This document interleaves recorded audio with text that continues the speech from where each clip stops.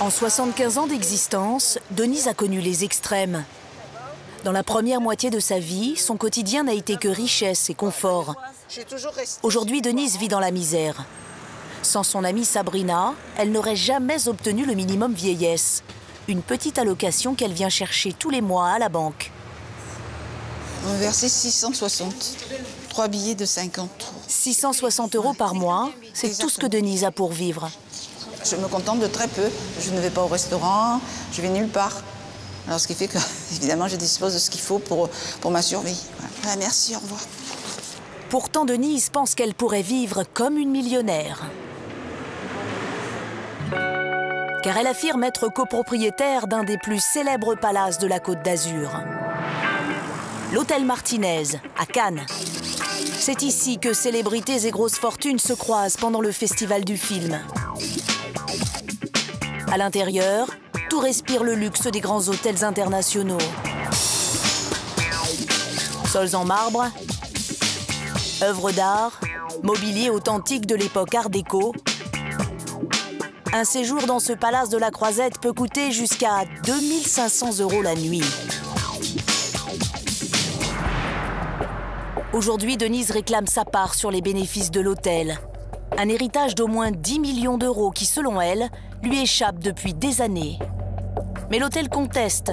C'est donc la justice qui va trancher. Pour comprendre cette histoire rocambolesque, il faut retourner 80 ans en arrière. Dans les années 20, le père de Denise, Frédéric Danella, est le patron d'une des plus grosses entreprises de travaux publics de Marseille. L'escalier de la gare Saint-Charles, par exemple, aujourd'hui fierté des Marseillais, c'est lui qui l'a réalisé. Il a aussi construit plusieurs immeubles dans Marseille, des hôtels particuliers et sa propre maison. Denise est née dans cette jolie villa à Colombages. Elle n'est pas venue ici depuis au moins 20 ans et dans ses souvenirs, tout paraissait plus grand. Non, on dirait qu'ils ont réduit, je ne sais pas comment ça se fait. Vu d'ici, il ne paraît pas grand, alors que pour moi, quand j'y étais, oui, il me paraissait beaucoup plus grand. Une maison bourgeoise de 3 étages avec une quinzaine de pièces. Et pour entretenir tout cela, les parents de Denise employaient plusieurs domestiques. Oui, il y avait du personnel. Il y avait la cuisinière, celle qui faisait la femme de chambre, si on veut. Puis il y avait une personne aussi qui faisait le rôle de valet. Si, puis ils avaient des fois des chauffeurs. Ces grands bourgeois marseillais roulaient dans des voitures de luxe, ne faisaient appel qu'aux meilleurs photographes. Les 3 enfants avaient un précepteur. Toute la famille prenait régulièrement des vacances. À l'époque, ces pratiques étaient réservées aux gens riches. Dans la région, l'entreprise familiale est une référence. Alors ce n'est pas étonnant si en 1927, le père de Denise décroche le contrat de sa vie. Mais ils ont supprimé, c'était marqué Danella Frères, là. Ils ont supprimé. Son entreprise est chargée de construire l'hôtel Martinez à Cannes. Ce palace doit devenir le plus grand de la Côte d'Azur. Il faut qu'il attire stars et hommes d'affaires des années folles. Un chantier titanesque qui emploie 500 ouvriers. Mais ce qui devait être l'œuvre du bâtisseur va devenir son pire cauchemar. Car une fois le chantier terminé, Emmanuel Martinez n'a pas de quoi payer les travaux. À la place, il aurait proposé à l'entrepreneur 8% des actions du palace. Des actions qui prennent très vite de la valeur. Mais ces papiers, Frédéric Danella n'arrivera jamais à les convertir en argent. Il meurt ruiné en 1977. Ces 2 enfants peuvent-ils aujourd'hui toucher cet héritage qui les sortirait de la misère? Ce soir, Denise se rend chez Jean, son frère de 83 ans. Il habite dans un modeste appartement de Marseille. Comme Denise, il a vu son père se battre contre le Martinez toute sa vie. Et cette vieille histoire commence à lui taper sur les nerfs.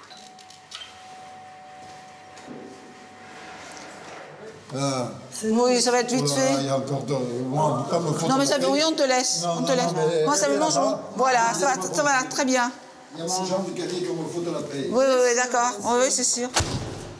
Une fois la colère passée, Jean nous explique pourquoi cette affaire n'est toujours pas réglée. Selon lui, c'est la faute des avocats de son père.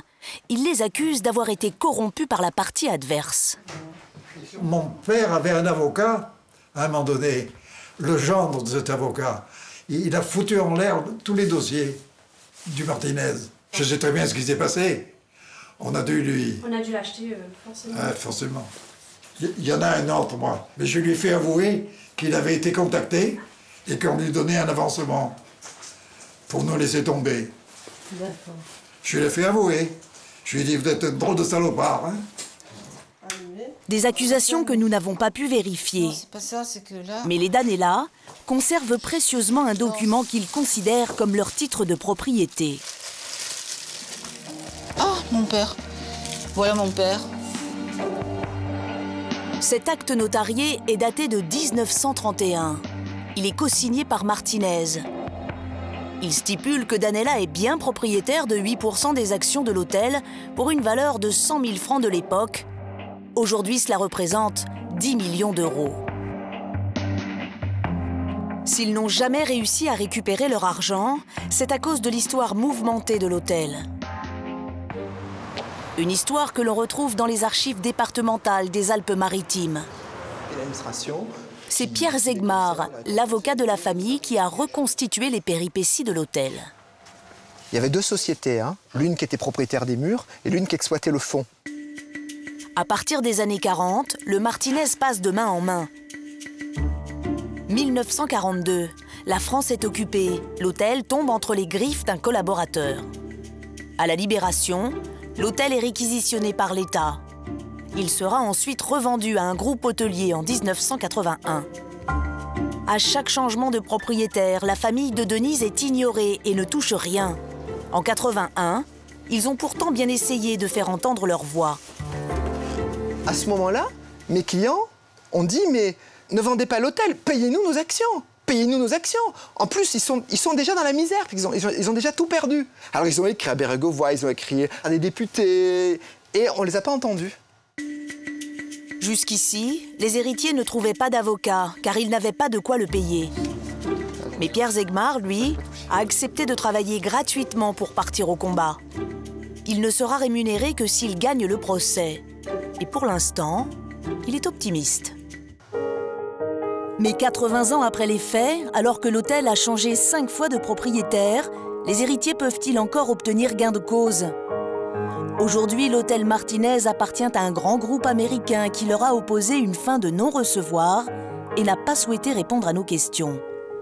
L'affaire se réglera d'ici la fin de l'année devant le tribunal de grâce. Ce matin-là, sur le vieux port de Marseille, Jean, le fils de l'entrepreneur ruiné, est accompagné de Natacha, sa fille unique, et de son gendre, Anthony. Toute la famille a été convoquée par l'avocat. Malgré les preuves, il ne veut pas leur donner trop d'espoir. Vous avez énormément d'argent à récupérer, mais sachez que quand même, il y a des procédures judiciaires en cours, que ce sont les juges qui décideront. Et sachez que vous avez en face de vous des personnes qui, pour le moment, ne veulent pas négocier avec vous, ne veulent rien céder. Il n'y a aucun équivoque. La vente qui a eu lieu est une vente absolument nulle. Vous savez, si on va jusqu'à la Cour de cassation, c'est un procès qui peut durer 5 ans, 6 ans, jusqu'à 2015-2016. Le fait que ça dure encore 5 ou 6 ans, ça vous... Non, pas du tout. Ça va durer 4 ou 5 ans. Moi, je peux vous dire que ça va être très bref et en début de l'année prochaine. Voilà ce que je vous dis. Tu crois que Sarkozy peut faire quelque chose? Faut rien, je n'ai rien senti. Alors. En tout cas, que cette année, ça soit l'année... Les Danella se prennent à rêver qu'ils pourraient bientôt toucher les 10 millions d'euros dont ils s'estiment propriétaires. Et maintenant, elles vont à la lumière. Autrement dit, c'est une affaire qui fait surface. Enfin. À Cannes, nous retrouvons ce matin-là Natacha, la fille de Jean. Elle non plus ne roule pas sur l'or. Elle est hôtesse d'accueil à la mairie de Marseille.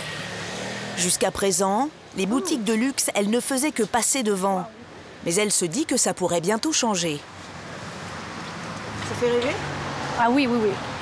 Mais ça fait rêver, mais je m'en achèterai des douzaines comme ça. J'aurai les moyens, donc je le ferai. C'est la première fois que Natacha vient à Cannes. Elle est là dans un but bien précis. Découvrir l'œuvre de son grand-père. Enfin, je vais voir en vrai l'hôtel Martinez. Vraiment l'hôtel qu'a construit mon grand-père. Jusqu'à présent, Natacha ne possédait aucune photo de l'hôtel. Car jusqu'ici, dans sa famille, Martinez a toujours été un nom maudit. Waouh, super! Bien qu'il n'ait pas souhaité répondre à nos questions, les propriétaires du Martinez ont accepté que nous tournions des images de l'hôtel.